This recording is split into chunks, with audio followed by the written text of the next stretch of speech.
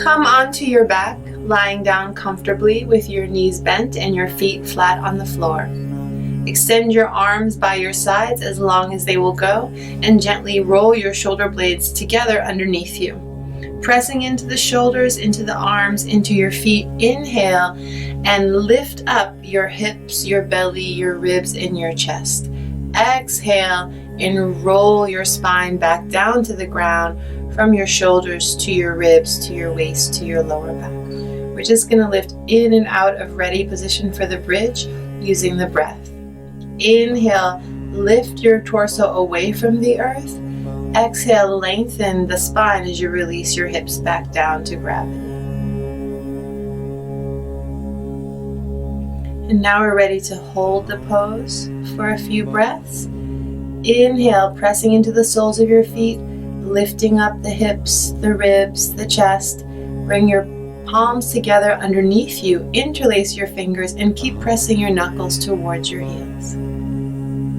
Keep your feet on the number 11, although you can widen your stance if that's more comfortable. And really roll those shoulder blades together so you're right up on top of your shoulders. Keep your chin elevated slightly to preserve the curve in the back of your neck. Coming out, separate your palms, roll the shoulder blades apart, and lengthen your spine as you release your hips back down to the earth. When you've released the pose completely, you can bring your knees to your chest and make some circles or rock side to side. Lie on your back. This time you'll bring your knees to your chest, curl your knees towards your nose on an exhale, and as your hips come up in the air, bend your elbows and place your open palms on your lower back on either side of your spine. Press the elbows into the earth to raise the hips, and press your feet up to the sky to lift your entire body up into the pose. Think of this like mountain pose, pressing down through the soles of your feet, keeping the shoulders back, elevating the chest, and breathing deep into the belly.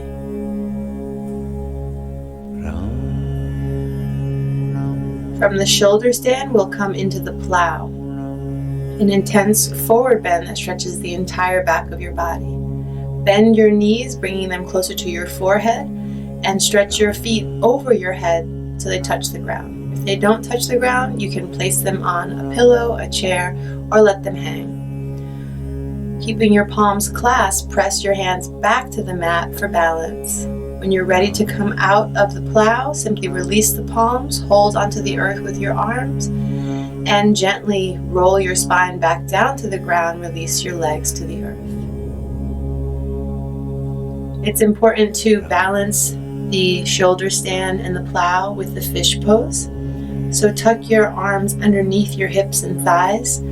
Press your feet together and flex or point the toes. Pressing against your elbows, roll along the back of your head to lift your shoulders, your chest, your ribs, and your belly up towards the sky. Your spine is curving like a rainbow underneath you into this beautiful back bend. To release the pose, slide along the back of your head, resting your spine on the ground, and release your arms from underneath you. If you have any sensation in your lower back, do wind relieving pose or make circles with your knees just to release any tightness. If you're circling the knees, make sure you go in both directions.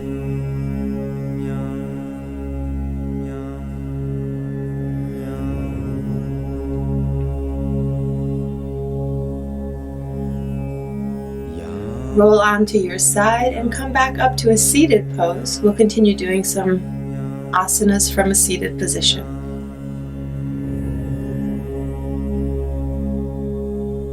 For the west stretch, sit with your legs together, your feet touching, toes flexed and pointed back towards you.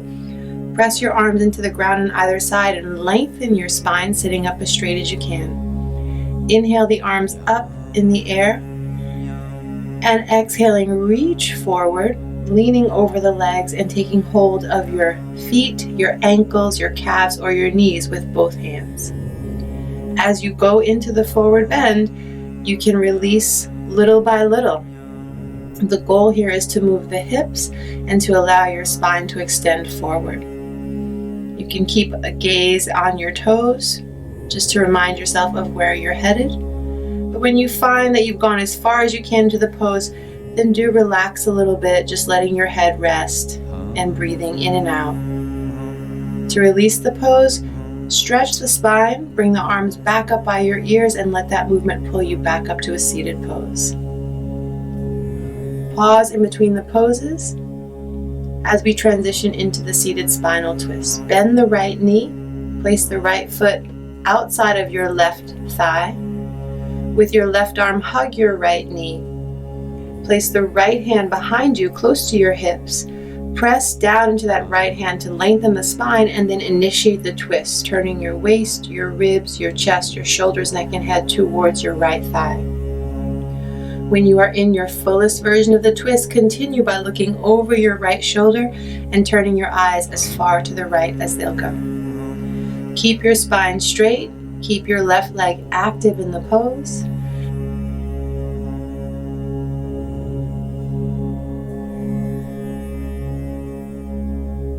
Then on an inhale, undo the twist by looking back to center. Your body will follow.